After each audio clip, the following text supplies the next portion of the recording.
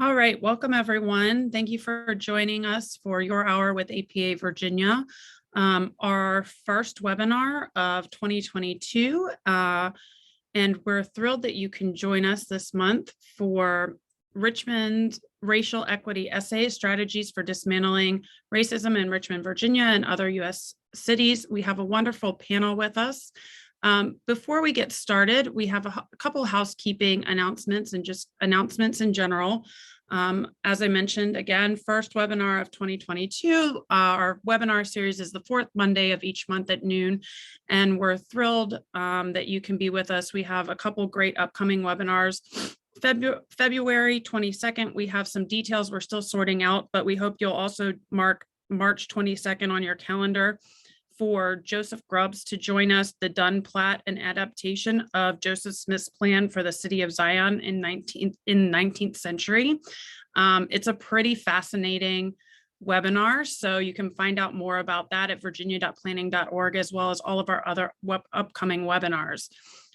Also, another really exciting announcement, we are looking to host and planning to host our July annual conference in person in Richmond, as we had originally planned to do in 2020.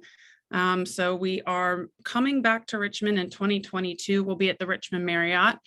And with that, we will be releasing our call for session proposals tomorrow. So we will include that announcement not only in a network-wide e-blast tomorrow, but we'll also include that in the post-webinar e-blast. So you'll get that to everybody who gets the follow-up email with our YouTube link that includes the recording and any supplemental materials that come out of this webinar today. So keep an eye open for that. Again, our call for session proposals for the 2022 July conference opens tomorrow, and our deadline for that call for session proposals is Monday, February 28th. As always, if you ever have any questions, you can reach us at admin@apavirginia.com. And then quickly, most of you all know the drill because you're with us reliably every month. But just as a reminder, we use Zoom webinar for our webinar series. We encourage you to communicate with each other in the chat box.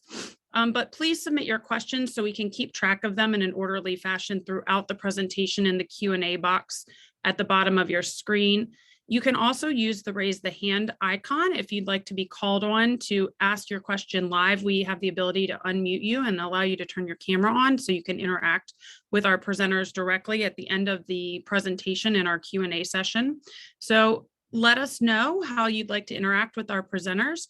Again, this webinar is being recorded. It'll be posted to our YouTube page. There are CM credits. This is the first time we will be using the diversity CM credit that is new with APA, and that CM number is 9226478. I will add it in the chat so you will have that link, but we will provide all that information post webinar in our follow-up email. So with that, I will hand it over to our presenters and we'll go from there. Thank you, Martina. I'll share my screen. Get started. Y'all give me a thumbs up when y'all can see it. I can't see it yet. Thanks, Martina and APA Virginia for having us. My name is Ebony Walden, the creator of Richmond Racial Equity Essays. And so what we're gonna do is I'm gonna give a quick overview of the projects for those of you who weren't able to visit the website. You can go to Richmond Racial Equity Essays and see all of this, but a quick overview of the project. Then I'll introduce our panelists and they can talk a little bit about themselves and their connection to the project. And then we'll switch over to what were the high level themes and strategies that came up as part of the projects. And each of the panelists will talk a little bit about their essays and some of the strategies and solutions for advancing racial equity in Richmond. Those are also things that are transferable to other US cities. So again, my name is Ebony Walden, the creator of Richmond Racial Equity Essays. I'm a planner based in Richmond, Virginia, and I like to say my work is at the intersection of race and place.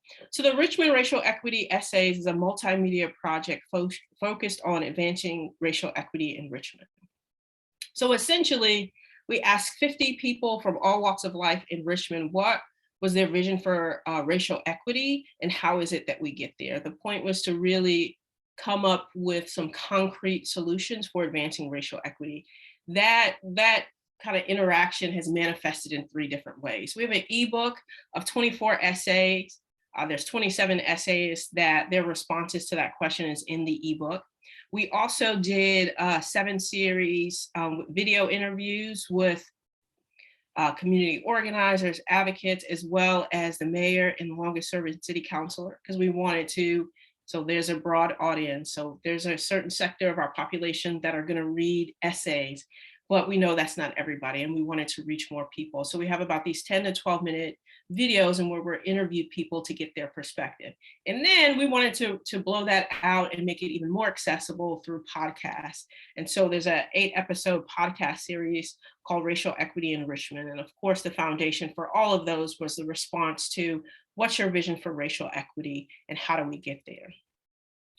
So I pretty much came up with this idea from a number of ways. It was really inspired and modeled after the Just City essay. So in 2015, Next City collaborated with Tony Griffin, who's an urban designer, and asked planners and city enthusiasts and urbanists from all over the world, really, they asked them, what's a just city and how do we get there? I thought that was a great model. And although this essay series or project was launched last year, I really got the idea in 2019 before sort of our great racial awakening that was spurred by the murder of George Floyd. But because I was in so many rooms in my work, in my consulting practice, so many rooms with grassroots folks, with philanthropists, city folks, with nonprofit organizations that are really trying to shape communities, everybody's talking about equity, equity, equity, equity. I got a sense that nobody really knew what that meant. Nobody was really talking about how we got to these places of inequity, and nobody really knew a way forward. And so I interacted with so many dynamic minds in Richmond. And so I wanted to ask the people, not only professionals that think about this work, but also people that were doing the work. So the goal really was to promote public dialogue, thought leadership, and hopefully collective action about what is it that we do. It came at a great time where people, because of the pandemic and the racial uprisings, that people were really asking, what is it that we do? So we asked 50 people, and the result was really some concrete strategies that are rooted in data, rooted in best practices, but most of all, people's personal and professional experience around actually doing the work in communities from various perspectives and standpoints. I was joined by Dr. Meghan Gough, who's a panelist today, and Duran Chavis. He had just finished, he's from Richmond, urban farmer, and is really about, really thinking about justice and equity as it relates to land and agriculture. He had actually just finished something called Black Space Matters, which was another video series where he was talking about Black space and interviewing folks. So it was a great collaboration, got them to join me, Meghan as co-editor, and then Duran as videographer. We were able to, these are the pictures of all the essayists. 4 of us are here today. As you can see, they range in age from the 20s to the 80s. We have educators, we have 7 or 8 urban planners, folks in transportation, folks doing more community service work, climate, health, really it runs the gamut. We really wanted a broad sector of our population to really give their perspective on what is it that we do for our whole city. How do we make our city better? And of course, we're talking about Richmond, but some of the ideas, experience, and strategies, I like to say it's everywhere USA. Where hasn't these racism, systemic racism, impacted and really shaped our city? So I think all of the essayists and the interviewees, I like to say, really concretize, or that's a word that my friend made up, but made concrete some of the ways in which race and racism has impacted our cities, but also came up with some concrete solutions. So the essay topics were in 8 different categories. So planning, so me and Maritza's essay, who's a panelist here today, are in that category: affordable housing, educational equity, economic empowerment, power shifting partnerships. We didn't want this conversation to be black and white, so we have a number of Latinx folks that are part of the conversation, Latino leadership and language access, community healing justice, and building healthy communities, which ranges from climate change to transportation to green space, et cetera. So broad range of topics as it relates to how do we grow and shape our communities, all of which touch on urban planning topics and issues as it relates to communities, as you all know. So I want to stop right there and take a quick minute for the other panelists to introduce themselves and really quickly just talk a little bit about why is it that you joined or participated in this essay project, and then Meghan will follow up with some of the themes that came out of the essays in the project. So. Great. Thanks, Ebony. My name is Meghan Gough, and I'm Associate Professor of Urban Planning in VCU's Wilder School. My research is on community engagement, cross-sector partnerships, and equitable community development. And so my role was to help curate and edit these essays. And when Ebony started talking with me about this project in, I think it was like early 2020, I was really excited to be part of it because Tony Griffin's work has been something that I've focused on with my courses at VCU. She was an invited guest for our Morton B. Gulak lecture series in 2017. And so her work was something I really respected and wanted to be part of. So I was really excited to work with Ebony and Duran on this project. And, you know, one of the goals I had in terms of my, using my skill set towards this project was really to find a way to use it to increase public dialogue around these issues and collective action in thinking about what racial equity could look like for Richmond. Maritza. I got involved. Well, I met Ebony when she first moved to Richmond, like however long ago that was.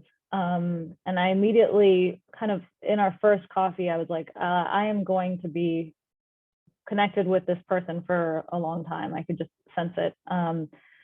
Ebony has become a person who I've like sought advice from as different projects have come forward and I've been working on things. So one of them was the citywide master plan, Richmond 300, a guide for growth, which we adopted last year, December of 2020. Oh, not last year, I guess, a little over a year ago. So when Ebony approached me about writing an essay, I was like, yeah, I want to do that.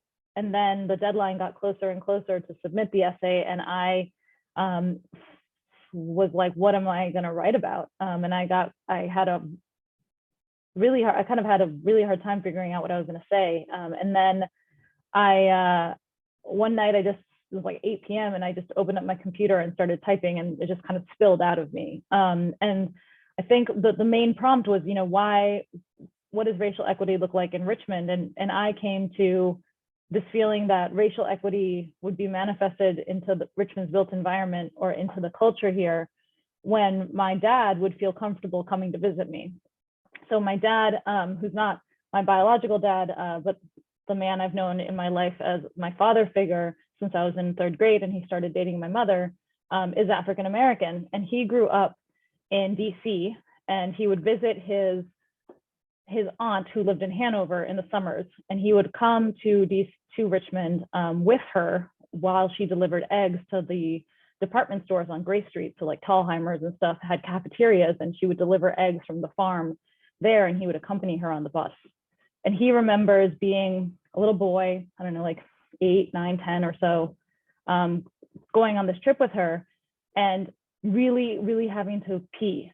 But he didn't want to use the bathrooms because they were colored bathrooms and white bathrooms. And in DC, they didn't have segregated bathrooms. So he didn't have that experience as a child. And so his memory of Richmond was one of coming here as like a kid who was holding their pee the whole ride back to Hanover.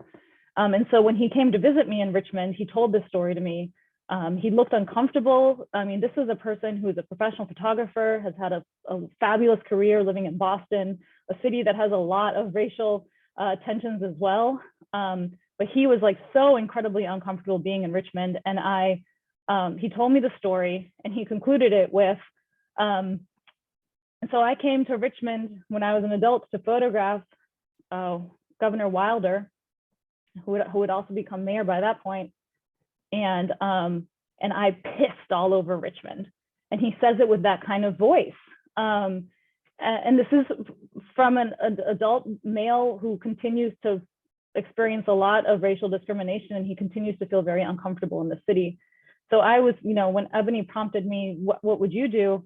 How are you working on kind of ending racism? Or maybe that's not exactly the prompt you said, that's some pretty big task. But how do you do it through the planning lens? And I thought about the work that I've done in the master plan. And it's really two areas is kind of how I've solidified it. One is physical and one is ownership. And the physical piece for me is rezoning. Like, we need to rezone the city so that there's more diversity of housing types throughout the city, so that kind of opens up places where people can live everywhere. And the second is reconnecting the city. And so that's physically a project that Ebony is actually helping with right now, where we're looking at how to reconnect Jackson Ward, which is a historically Black community in Richmond that was bisected by the highway, and like 900 homes were destroyed. And so we're doing a project to like cap over the highway and figure out where to do that. So but it's not just that, that's a real physical infrastructure reconnection. But another thing the city's doing right now that's very intentional about looking at how infrastructure has bisected these African, Black, and Brown neighborhoods is our pathway to equity, where we're looking at our transportation plan. And they've written a policy guide that really looks at the history of the city and like thinks about, okay, how are we going to allocate and how are we going to plan for transportation infrastructure in a way that intentionally repairs or seeks to repair some of the harm that was caused by transportation previously. So that's another kind of reconnect. It's another physical. So there's physical rezoning and then reconnect. And then the two kind of recommendations I have as it relates to ownership is, one, making sure that Black and Brown people have ownership of home, ownership of businesses. That becomes a little bit hard as a city government because you can't give preference based on race to people for like programs for funding and things like that.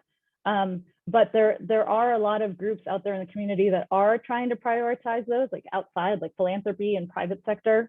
I just got an email today from the Greater Washington Partnership, which is kind of a conglomerate of corporations from Richmond to Baltimore that are trying to make a better region.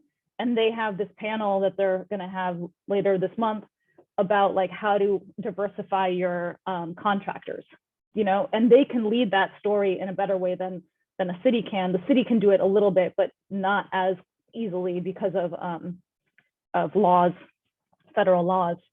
And then the second ownership piece is process, and that's helping people who are typically been left out of the process become part of the process. It's paying people for their time to like be engaged in some of these processes. It's teaching them, engaging them in like the history and the stories, and kind of giving them the power to make the decisions and say like, this is what we're trying to do, and we want you to make the decision. And it's not just going to be me sitting in my office making the decision. So those are the main recommendations I had, were related to physical, so that's rezoning and reconnecting, and then ownership, so like owning homes, owning businesses, and then owning process, and that's how I think we can slowly start to rebuild, build a more equitable city and an equitable society. And hopefully over time, people like my dad will feel more comfortable coming to places like Richmond, because they'll see that change happening in our built environment and in the way we engage with each other. Thanks, Maritza. Go ahead, Ryan. Hello, everybody. I'm Ryan Rinn. I currently work for the City of Richmond Department of Parks and Recreation.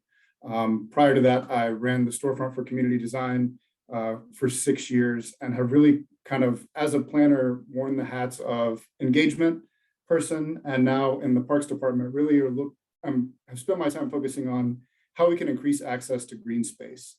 A lot of this really bubbled up during the pandemic when we saw such a drastic increase in the use of our park system, where a lot of people sought refuge outdoors when we were locked down and we needed a place to clear our minds and we needed a place for physical and mental health. And so a lot of my work since I've been with the city of Richmond has really focused on how we can increase access to green spaces. And we've done a lot of research on the city side looking at how we have allocated funding and how we have protected lands in different parts of our city, what places have been historically disinvested, what places could use greater access to green spaces, and then what ripple effects that could have on both mental and physical health. So I was brought into Richmond Racial Equity's essays by Ebony, who's a dear friend, and Maritza and Meghan are also both dear friends, and we've worked together here in Richmond trying to tackle a lot of these issues over the past decade. And this project was really something that allowed us to kind of dive a little deeper and also feel that camaraderie and support of having other folks taking this risk, putting themselves out there to say, to make a racially equitable Richmond, it's going to take all of us doing the parts that we can do in our areas of expertise and in our areas of influence to start chipping away and making those differences to make our city better. So when I focused on parks and green spaces, my essay was called Spaces to Breathe. And it really focused in on looking at the data of where investment has happened in our city and where our climate equity index that was created by our Office of Sustainability shows that we have issues looking at planning for climate change and where we have a lack of climate resiliency, and laying that data across racial equity data that is also included in that climate equity index to focus down and say, where can we really spend our dollars, engage community, and protect places for people in perpetuity. And having Richmond 300 as a process before we've started moving into this, and the Parks Department has been really helpful. That has allowed us to kind of have a guiding document to point to and say, no, equity is a main guiding principle of our city, and racial equity is something that we're seeking. And when you have that type of directive from your master plan, it makes it a lot easier departmentally across departments to really lean into that and lean into the ways that we can use the tools of government in order to make investments in places that we haven't before, and look at shifting ownership or departmental control of different lands to increase access to green spaces. So my 4 main kind of strategies for increasing spaces to breathe in the city really focused on dollars in historically marginalized places first. We have that data, and we know based on the Trust for Public Lands 10-minute walk initiative where our gaps in walkability to green spaces are. So overlapping that data and then saying, where are the places that we most need to invest? And then really focusing in on community. And as I said, my background has been in community design and community organizing. So really leaning into the voices of people on the ground and not trying to do something for, but instead do something with, and have the voices and ideas and culture of places really lead what those places become through a long process, an intentional process, and a funded process. So I believe that community engagement is something that should be funded. It's something that should have a budget line item in any process the city is doing. And we've been able, because of leadership from women like you see on this panel, lean into that enough and really either find grant funding or find some city support to fund engagement. And then really have the voices on the ground and the community leadership that's been established over years and years and years of getting work done, be that lead voice and setting up what the plan looks like to bring something on board.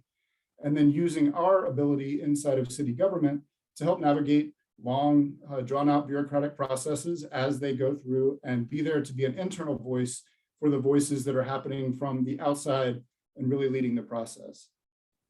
Also talked about the need to really look now for protecting land in perpetuity. As you all know, in Virginia, with the Dillon rule and the lack of annexation ability of city governments, we're a landlocked city.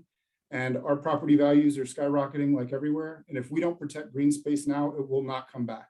So we have an urgency behind this. And so really leaning into that urgency was another part of that focus, and raising that alarm to say, if we don't act, we will miss the opportunity. We have a window and we need to do that now. And then really talking about what it means to create a new park and what happens when we see green gentrification. And as many of you probably know, green gentrification is the same kind of phenomenon that we see with other types of gentrification, but basically when investment is made by a locality into an area to establish a new green space, and we've already seen this start to happen with some of the new parks we're making, land around those places is gobbled up quickly. And if there aren't protections in place or a real lean into the community leadership in those areas, we can see those places all of a sudden become unaffordable. And that new park has been the way that we moved into, or we moved away from the racial equity we were seeking. And that's not what we're here to do. So really thinking about this cross-departmentally, cross-sector through the Richmond Racial Equity Essays has been a way to also have a network to lean back into leadership and thought leadership in the city so that we can move these projects along together.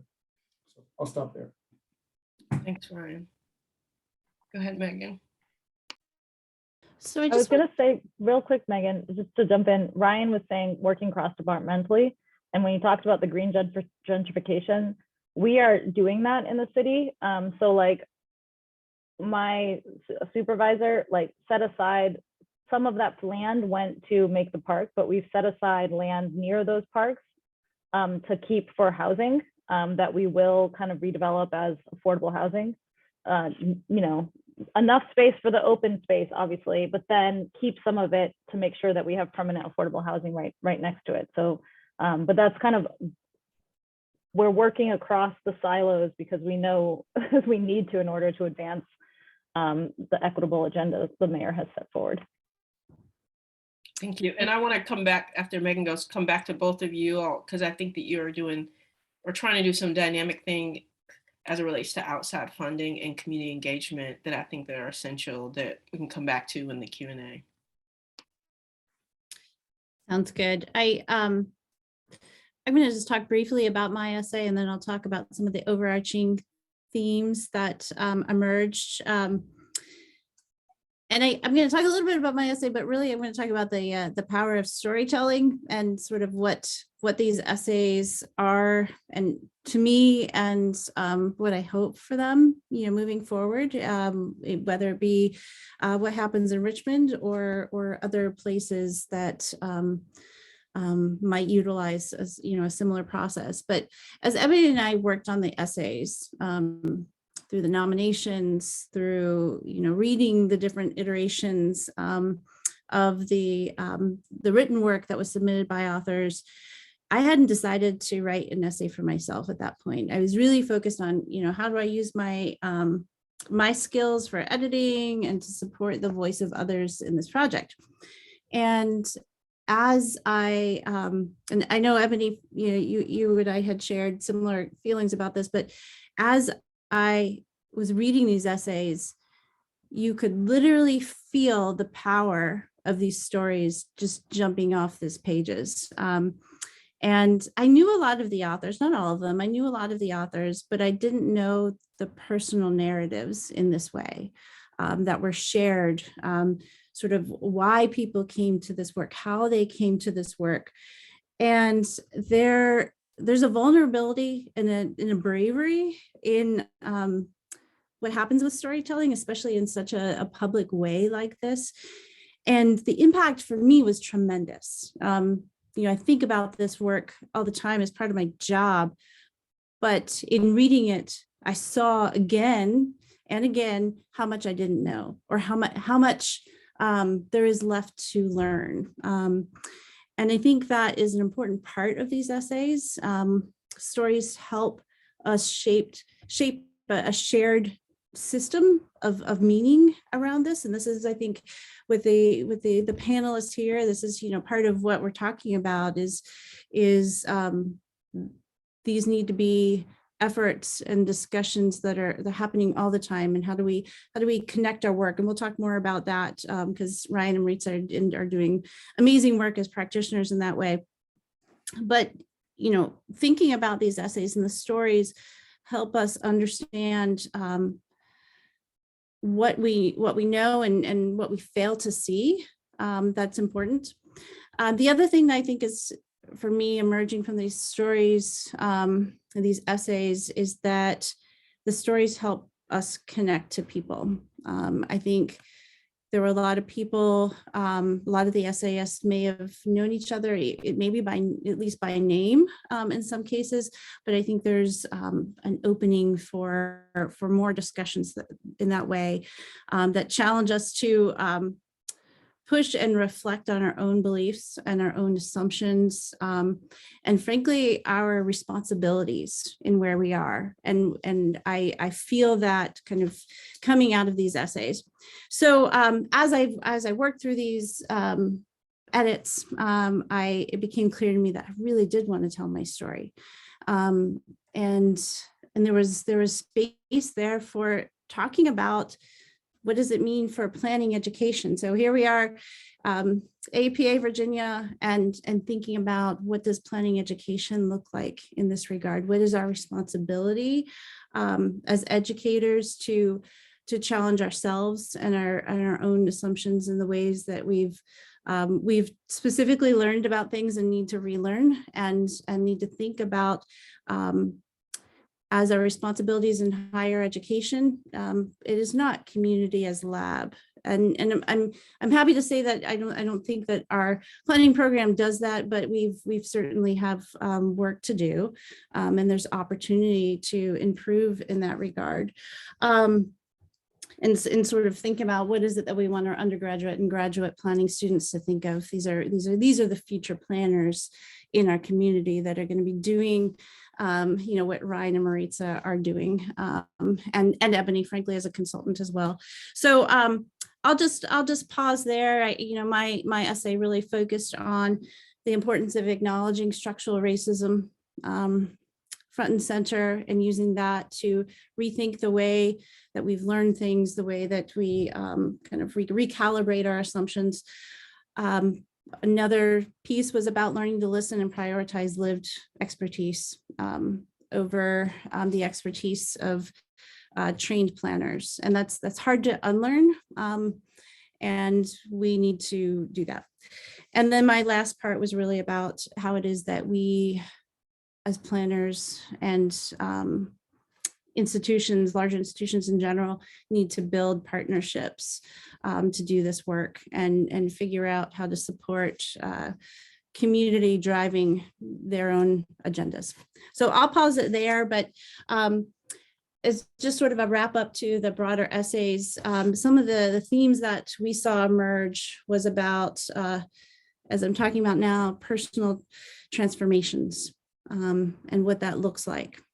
Institutional change, what's required as we think about moving forward in our public, private, nonprofit sectors, what changes need to happen, reallocation of resources. And I think Maritza and Rinn just touched on that a little bit, but what are we funding? Who are we funding? And what do we need to do to kind of rethink that a little bit better? Policy change that emerges from this, and then multi-sector collective action. Thanks, Megan. I would love to, y'all can put y'all questions or thoughts in the chat as folks are doing. I think I wanted to kind of hit on Rinn and Maritza. Could y'all talk about, because a number of the projects y'all are doing, you saw like the reconnecting, the infrastructure, sought outside funding for, right? It was working at a government agency and also like collaborating with the community and dynamic ways of engagement. So I just wanted y'all to talk about what has that process been like? How have you thought about funding these efforts, right? So money to reallocate resources doesn't come out of thin air. Collaborating with those that have been historically excluded is not an easy thing for a government entity, but I just wondered if y'all would just kind of talk about those two topics as y'all have been engaging in this work and how to help other planners think about those things. So one thing that I forgot to do was introduce myself. I'm Maritza Mercado Pechin, and I'm a deputy director in the planning department. And I'm overseeing a new office in the city of Richmond that works across the departments and creating relationships outside of city to implement the citywide master plan. And so Ebony, you asked a really good question, because like when we were doing the master plan, I was like, the master plan isn't something that the city does alone. It is something that absolutely requires a lot of external people also doing things to make it happen. A lot of times people just look to the city to like solve things, and like the city only has but so many resources. And so if we're really going to make kind of some of this major change that we want to see, we have to have nonprofit, philanthropy, and corporate sectors like also in as partners. And so a couple of the projects that we've been working on relate to Jackson Ward, and one of them was this reconnecting project. So we want to do a feasibility study to figure out what is the best way to reconnect Jackson Ward over the highway, over 9564. And part of that was like, I learned that a lot of different groups in the community had all been kind of tackling this at separate in their own little worlds. And so my job as like city was like, okay, well, we need to all come together. And I'm going to help facilitate you guys, and I'm going to help like get the resources. But ultimately, I want, you know, the people who are going to be most impacted to like understand the information and help make the decisions about, you know, what is the best way to reconnect this community. And so that started with a conversation. I had one conversation with a community member. I can't remember who it was, but they said, this needs to be a grassroots effort. And I was like, absolutely, it needs to be community driven, but it is not grassroots in like a GoFundMe kind of approach. Absolutely community driven, absolutely that the community needs to be center, but you're talking about a federal highway that's maintained and managed by the state that connects to city roads. So we're gonna need to include, and let's put on top of that the fact that like this was done with a bunch of state money in the 50s. So like we kind of want that state and federal money to help fix it. We don't want all of that to come out of Richmond's coffers. And so kind of saying we're going to be community driven and keep saying that over and over again, and then hiring consultants like Ebony and Storefront for Community Design as part of the team to help shape that conversation. We're at the beginning, so we'll see how it all plays out, but that's just one example of using partnerships and other people, like getting the right name at VDOT and getting connected with them to help make that happen is critical to move it forward. And then the other part is, this is something I learned, like when The Color of Law came out, I started reading it and I was like, I know this history, like, I don't, like, what's the big deal? Like, I don't need to read this book. And that's because I learned that history in planning school, because I went to planning schools and I got a master's in planning. So I learned that history in my school. But like most of America doesn't know that history. That's why it was such an important book in our society. Most of America doesn't know about redlining and deed covenants and all of that stuff. And so that kind of, the fact that that became such a big hit kind of cemented in my mind that every time you have a public meeting and every time you're talking with communities about change, you have to also talk about history, always. And usually in the planning process, we talk about history at the beginning, and then we don't do it, we just talk about the future. And because you constantly have new people coming into these conversations who maybe didn't know the history, or, you know, or maybe they know the history, but they don't know that you know the history, continuously talking about what has happened. You don't have to spend like an hour each time, but like acknowledging that you're going to learn from it, and this is what happened, and that's why we're doing XYZ, is very, very important as planners and as we move forward and work with communities that have been extremely harmed by decisions that planners have made in the past. Yeah, I mean, I agree with you, Maritza. And I think what we've seen in this park expansion effort in South Richmond, because all of our data showed us that we needed to focus our efforts in our 8th and 9th council districts in the South Side, where there had been a lack of focus on green spaces. What we did is we leaned on people that we knew in the area and really started to make an impact by saying, okay, I will help write grants so that this work can be funded. Those grants will be for these organizations specifically.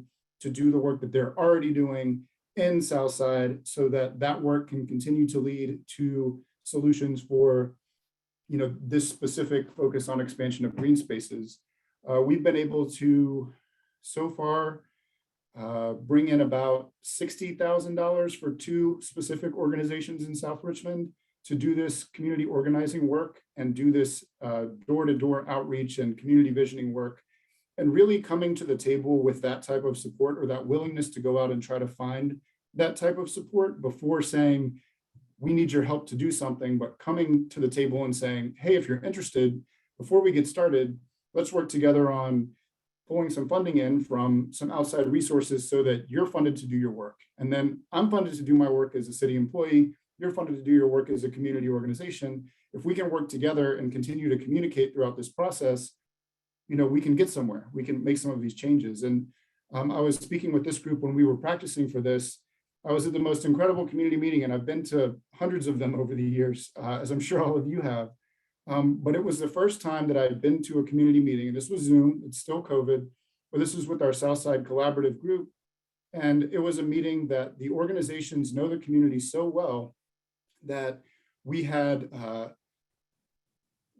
translators for Spanish and American Sign Language both present. This was happening in real time in 2 languages, 3 languages at certain points, where communication was happening, thinking about spaces, learning about climate, learning about different things that were happening in the neighborhood, and getting to a solution where everybody was a part of something where they were feeling their voice was heard. And then that's actionable information for me as a planner at the city and the Parks Department to be able to bring back to my director and my higher ups and say, this is what's being said right now. If we could shift or focus in this direction, we'd be moving in the same direction the community is moving. That helps us get to a spot where we're doing what we're saying we're going to do, and we're listening and doing that work, you know, to the benefit of the places in the ways that people want to see these green spaces happen. So it's been interesting trying to navigate finding the resources to really value this community engagement. It's hard to do. There's not a ton of money out there to do engagement and do authentic over a 1.5 year long engagement and really invest in it over time. But if you can find those resources, it does make a big difference. And we're really starting to see that pay off in our efforts in the South Side.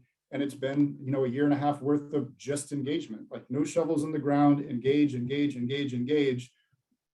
then get to that point where when the resources do come to get the shovels in the ground, you have a bought-in idea of what things should look like. Thanks, Ryan. I would welcome any questions have from the audience. I did want to say one last thing before we go into Q&A. In my mind, the role of this project was to promote public thought and dialogue from people on various levels, right? Sometimes when you are in the ivory tower or you're in the grassroots, everybody thinks that they have the solutions to these really huge problems, but I think the solution in some level lies in us interacting together. And so part of the role of this project was to get ideas from people that are actually working on things out there into the atmosphere, but also kind of like Maritza said, as planners, we're like, okay, I know this history, but a lot of the US and a lot of the people that would then be approving or not approving some of these public initiatives don't know how we got here, do not know why these inequities exist, do not know the long history of the way that race and racism has shaped the places that we lived over the past at least 100 years, but longer than that. But more specifically in the past 100 years. So how do we have narrative change around how those things have occurred in order to promote greater public education and hopefully public will around changing them to be more equitable, right? And so one, that, two, to get solutions from a broad diversity of people. So I don't have the solutions because I'm up here. Somebody may or may not have the solutions because they're down here. I think we can work on creating solutions if we work together. These are real complex, they're onion problems, right? So that's why we have so many people from different walks of life, because everything interacts with one another. So housing informs education policy, informs our these things inform public infrastructure where people live. And so these are not conversations we can also continue. We can't afford to continue to have these conversations in silos. We have to have them together with all of our minds. So how do we practice this collective thought leadership from people that are on the ground, from people that are paid to think about these things, from people that are from different sectors, which I think that that whole process could be a model for other cities. How do we change our narrative about how do we get here?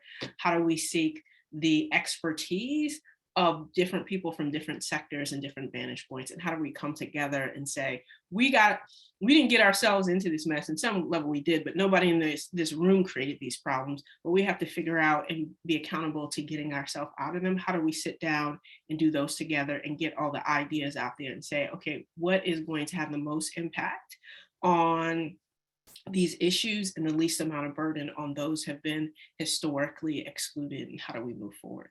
So with that, would love questions, or if y'all have anything to add.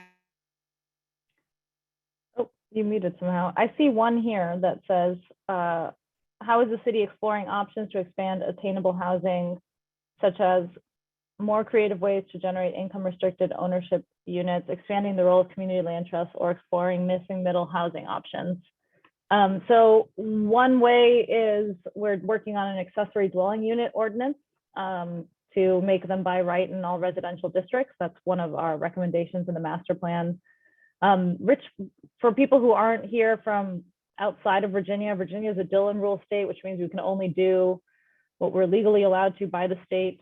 Makes it a lot harder for us to do certain cool things that people do in other states to provide housing. But one thing that with our ARPA money, the mayor allocated a bunch of money to help do renovations to homes.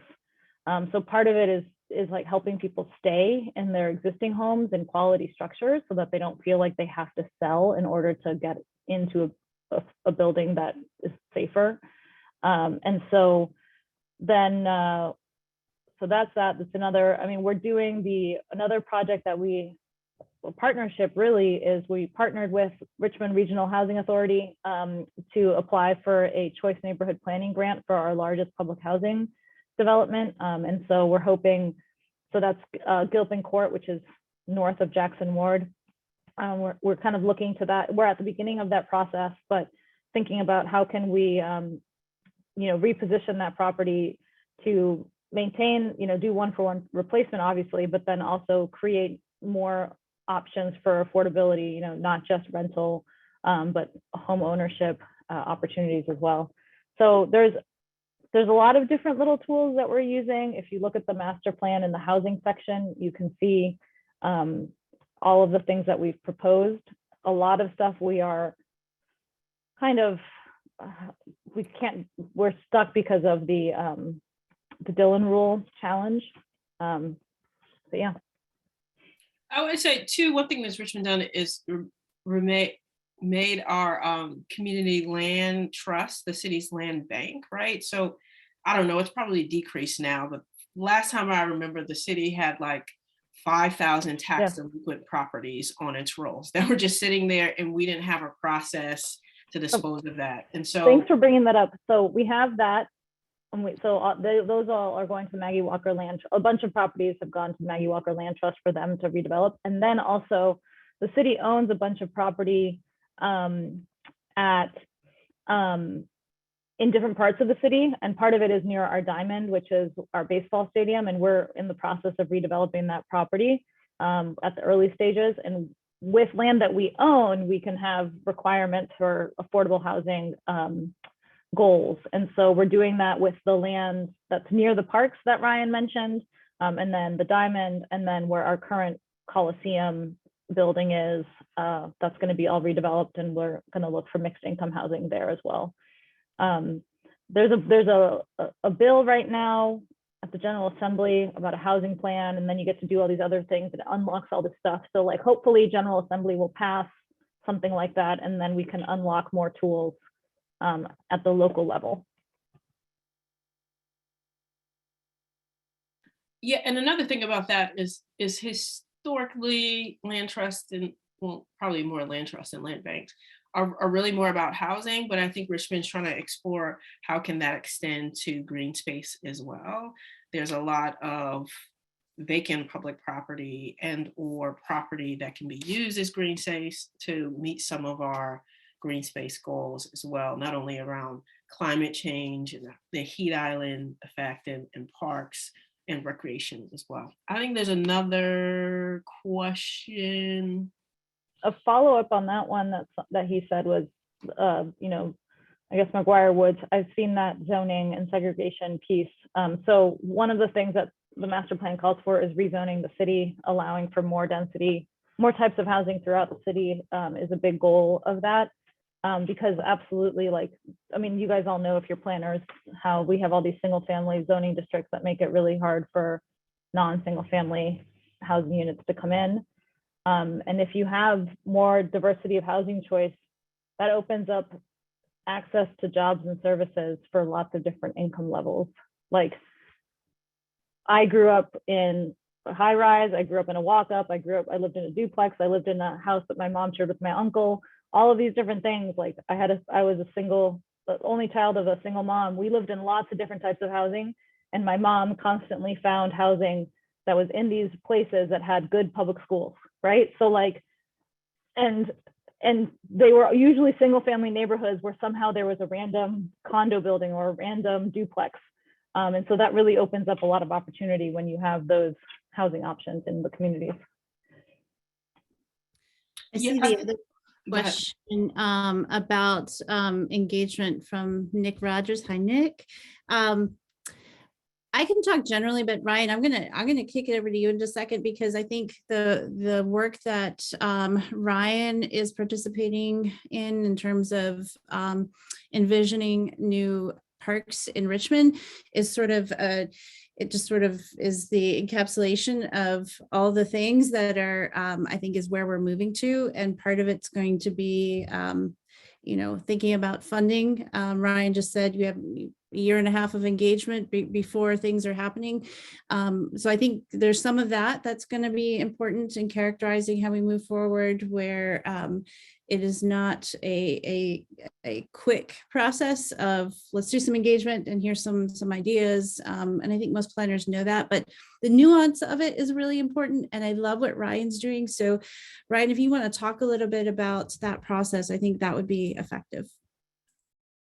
Sure. I mean, I think the discussion of power and the question that you're asking about kind of that power shifting, people have to see it to believe it. So unless you're taking direct action, in my case, as an employee of the city of Richmond, to show over the course of time that people can see their ideas translated into action, I don't have any credibility. So being intentional and taking the time and actually spending my time and effort before even trying the engagement to make sure resources are able to be brought to bear to pay for the expertise that we're seeking through the engagement, it sets you up in a better place to really have that dynamic shift that you're talking about. It's not necessarily an easy thing to do, and maybe it doesn't always work out, but I think that making that effort up front, even when you know you have some sort of engagement effort that's on the horizon, really working, doing the background work to have the type of resources and the flexibility of those resources necessary to take a chance. And, you know, in my case, you know, I've been in Richmond for a while now, so I feel like I know the organizations in town fairly well and have good relationships with folks who do this work in different sectors. That helps a lot. But, you know, sometimes you're taking a chance and you could maybe invest in an organization that might not be the right fit. That's just part of it. And I think that's part of the investment that you need to be able to show that you can make in order to make some of these changes happen in the power dynamics. I think too, I rarely do, or I don't even know if I think I do any engagement anymore that doesn't involve hiring local folks and them really using their expertise in their networks as part of this process, right? It's mutually beneficial. They're getting contract work to build up their expertise, experience in business. And we have people that are on the ground that know the community and that know the ways in which the community wants to be engaged and can really advise us on pitfalls, what's going on, particularly as it relates to COVID, what is going on the ground, where are people meeting, how are people meeting? And so I think that becomes an essential element. And another part of that is not doing engagement unless you are really building relationships and co-hosting, co-collaborating with local organizations that are already in the community. And so again, that will give you, they already have trust, they already have relationships.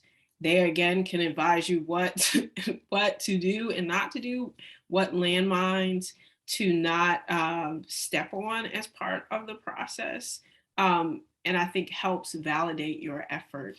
And I think it's about mutual, how you find partners where it's mutual beneficial. So you don't want to be just engaging them because it's easier, convenient for you, but how do you develop a relationship with those partners, right? So I had to do a regional housing plan for like 4 different localities. I couldn't have done that, and it was housing, unless I said, who are the organizations that people trust around housing?